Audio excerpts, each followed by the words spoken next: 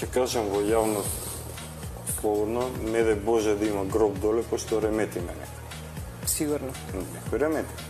Но доколку имаме можност како генерација да живееме науката, да го истражиме што го имаме под нашето тло, ќе посведочиме на промени во светската историја, факт.